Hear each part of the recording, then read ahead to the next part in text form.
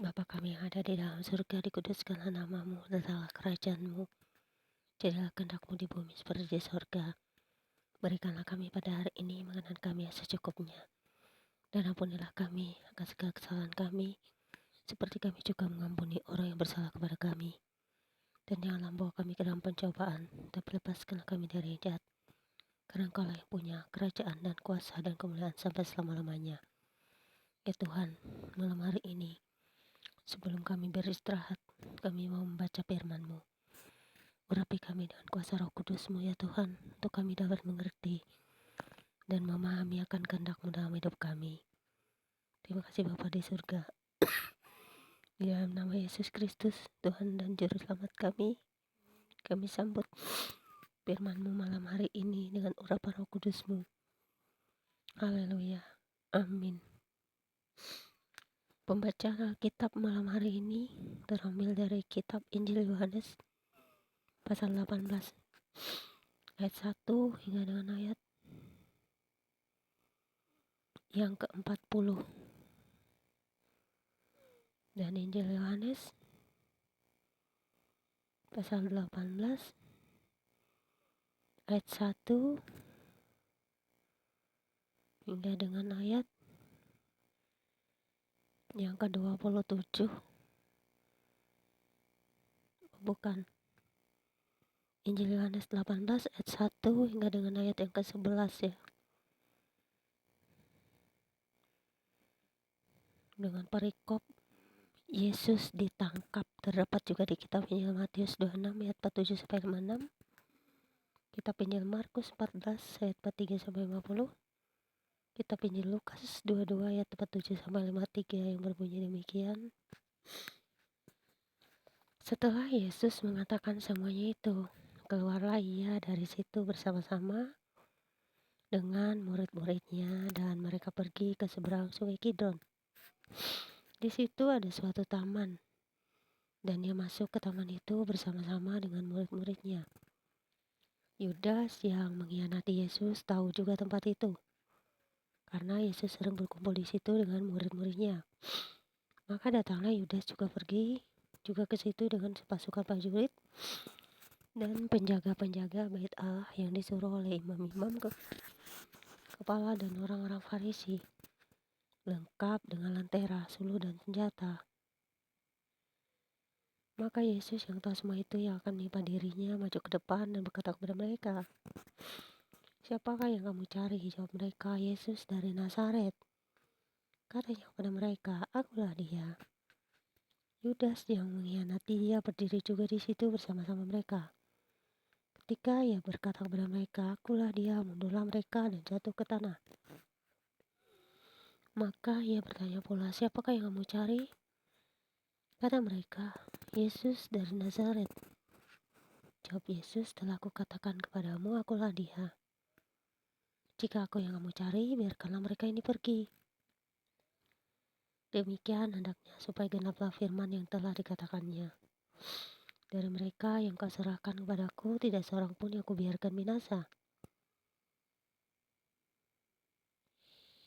Lalu Simon Petrus yang bawa pedang menghunus pedang itu meletakkannya kepada hamba-hamba besar dan memutuskan telinga kanannya. Nama hamba itu Malkus.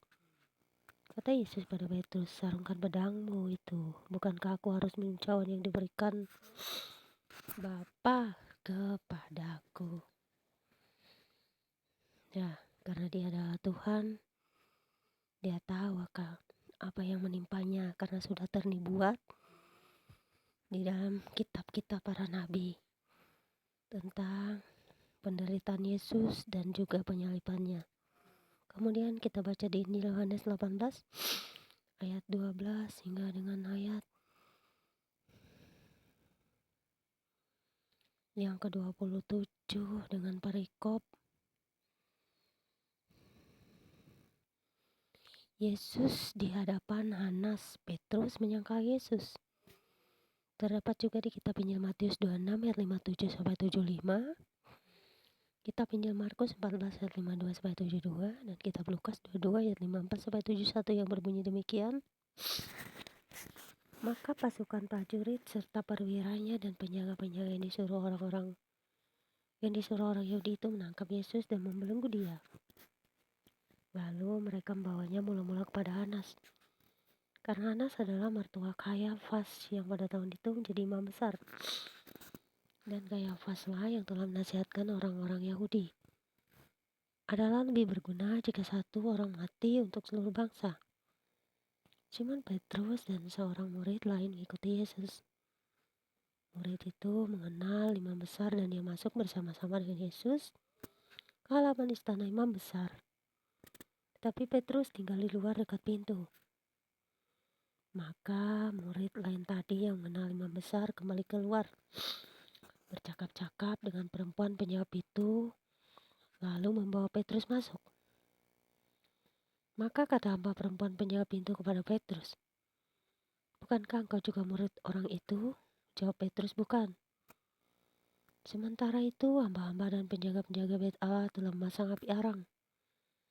Sebab hawa dingin waktu itu dan mereka berdiri berdiam di situ. Juga Petrus berdiri berdiam bersama-sama dengan mereka. Maka mulailah imam besar nanya Yesus tentang murid-muridnya dan tentang ajarannya. Jawab Yesus kepadanya, "Aku berbicara terus terang kepada dunia. Aku selalu mengajar di rumah-rumah ibadat dan di bait Allah. Tempat semua orang Yahudi berkumpul, aku tidak pernah bicara sembunyi-sembunyi. Aku tidak pernah berbicara sembunyi-sembunyi. Mengapakah engkau menanyai aku? Tanyailah mereka yang telah mendengar apa yang kukatakan kepada mereka. Sungguh mereka tahu apa yang telah kukatakan." Ketika ia mengatakan hal itu, seorang penjaga yang berdiri di situ menampar mukanya sambil berkata, Begitukah jawabmu kepada imam besar?" Jawab Yesus kepadanya, "Jikalau kataku itu salah, tunjukkanlah salahnya. Tetapi jikalau kataku itu benar, mengapakah engkau menampar aku?" Maka Hanas mengirim dia terbelenggu kepada Kayafas imam besar itu. Simon Petrus masih berdiri berdiam.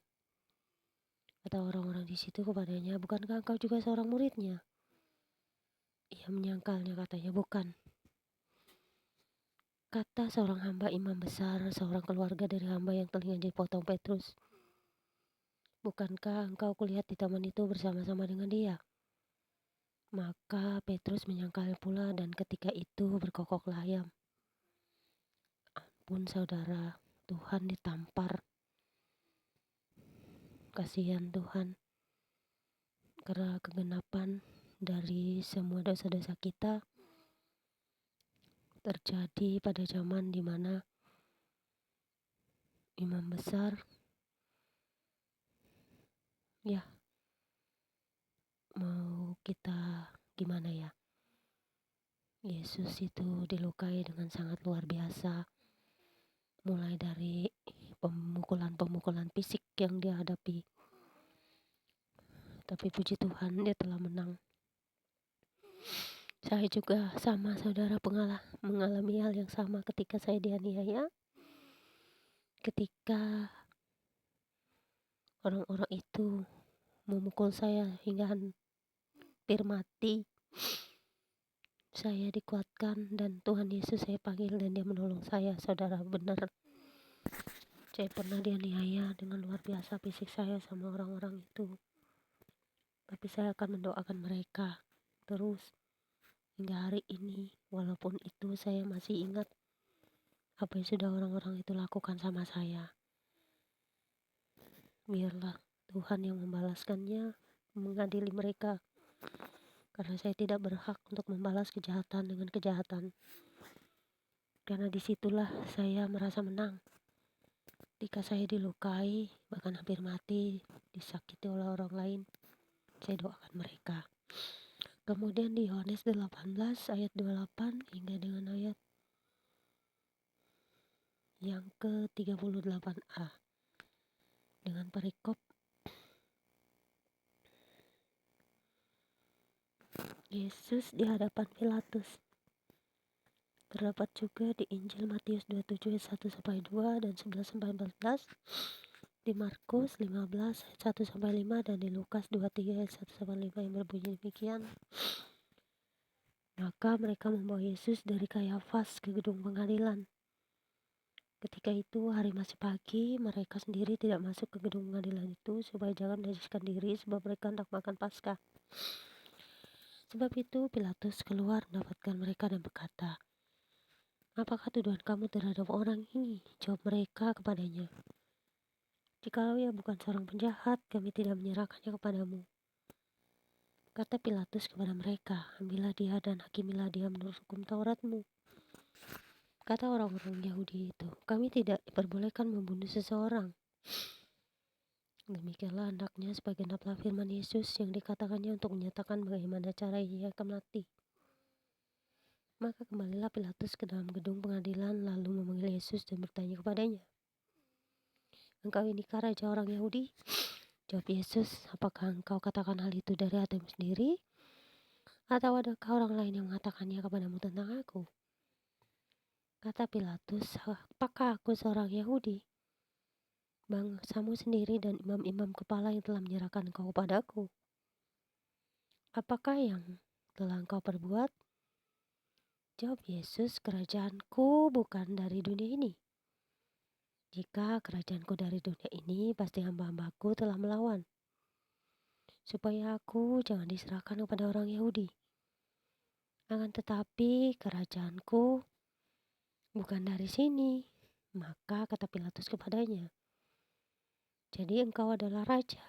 Jawab Yesus, "Engkau mengatakan bahwa aku adalah raja.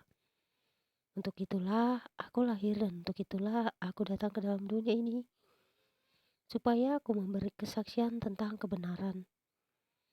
Setiap orang yang berasal dari kebenaran dengarkan suaraku." Kata Pilatus kepadanya, "Apakah kebenaran itu?" Sudah berkali-kali ya Yesus mengatakan kepada mereka, tapi semuanya memang harus digenapi, karena nubuatan dan juga karya dari Bapa itu untuk kita semua umatnya. Jadi berbahagialah kita yang menjadi murid-murid Yesus, pengikut Kristus yang sejati, karena kebenaran itu tak akan didapatkan dari yang lain, sebab dia adalah roh kebenaran dan kita semua berada di dalam kebenaran, karena Kristus adalah kebenaran sejati.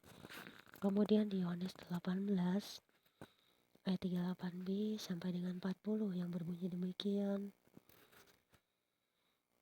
Ini adalah bukti bahwa Yesus memang pernah mati, bukan seperti kitab Injil lain itu ya. Orang yang mengabarkan Yesus yang lain, Yesus tidak mati, Yesus tidak disalib, itu kan Yesus yang lain.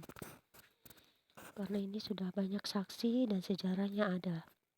Kemudian perikopnya adalah Yesus dihukum mati, terdapat juga di Matius 27 ayat 15-31, Markus 15 ayat 6-20 dan Lukas 23 ayat 13-25 yang berbunyi demikian. Sesudah mengatakan demikian, keluarlah Pilatus lagi mendapatkan orang-orang Yahudi dan berkata kepada mereka, "Aku tidak mendapati kesalahan apapun padanya. Tetapi pada kamu ada kebiasaan bahwa pada Paskah aku membebaskan seorang bagimu. Maukah kamu supaya aku membebaskan raja orang Yahudi bagimu?" Mereka berteriak pula, "Jangan dia, melainkan Barabas." Barabas adalah seorang penyamun. Ya Tuhan, terima kasih kami sudah mendengarkan firman-Mu malam hari ini. Kuatkan kami dengan kuasa darah-Mu, karena kuasa darah-Mu sangat berkuasa atas hidup kami, yang benar-benar percaya dengan sungguh-sungguh padamu. Kami tahu penderitaan-Mu luar biasa yang terjadi di muka bumi ini saat Engkau pernah datang ke dalam dunia, karena orang-orang yang menolak-Mu bukan berasal dari anak-anak Allah, anak-anak terang, anak-anak yang bukan dari dunia ini. Mereka menolak Engkau, mereka menghakimi Engkau, mereka membunuh Engkau, Bahkan para nabi-nabi juga mereka bunuh. Tapi kami tahu segala sesuatu yang Tuhan izinkan terjadi, pasti Bapa yang tahu semuanya, karena rencana Bapa adalah ya dan amin. Walaupun kami tahu segala sesuatu yang terjadi harus terjadi, tetapi justru di situ, di dalam kelemahan, di dalam kesakitan, di dalam penderitaan kami mendapatkan suatu kekuatan dan kesembuhan, karena kuasa Tuhan nyata bekerja dan Bapa menyatakan kemuliaannya melalui anaknya yang telah menjadi manusia, yang kami percaya adalah Allah di dalam dunia ini. Terima kasih Tuhan Yesus atas karyamu, atas penderitaanmu.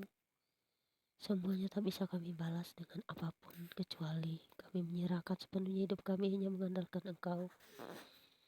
Kami yakin dan percaya kerajaan-Mu pasti datang, ya dan amin, ke dalam dunia ini. Biarlah kami anak-anak-Mu yang benar-benar sudah diberikan Bapa kepadamu akan selalu setia, sekalipun kami juga memikul salib penderitaan di dalam dunia ini. Tapi di balik salib dan penderitaan kami, ada kekuatan, ada berkat, ada sukacita, dan damai sejahtera yang Tuhan berikan melebihi apapun yang ada di dunia ini. Karena harta yang paling berharga kami adalah Kristus Yesus Tuhan dan Juru Selamat kami. Terima kasih Bapa, biarlah firman-Mu berkuasa atas hidup kami selamanya. Terpujilah Engkau selamanya, terpujilah Yesus Kristus, terpujilah Roh Kudus. Kuatkan kami terus ya Tuhan. Biarlah Roh Kudus-Mu selalu melindungi, menjaga, memelihara kami, mengingatkan kami akan dosa, supaya kami bertobat dan Kau menyatakan kebenaran di dalam Roh-Mu yang suci. Haleluya. Amin. Demikianlah pembacaan Alkitab kita malam hari ini. Jangan pernah kita takut akan penderitaan, penganiayaan, sebab di dalam segala yang terjadi di dunia ini, justru di situ Tuhan menyatakan kemuliaannya, kebesarannya, kasihnya, dan juga mujizatnya.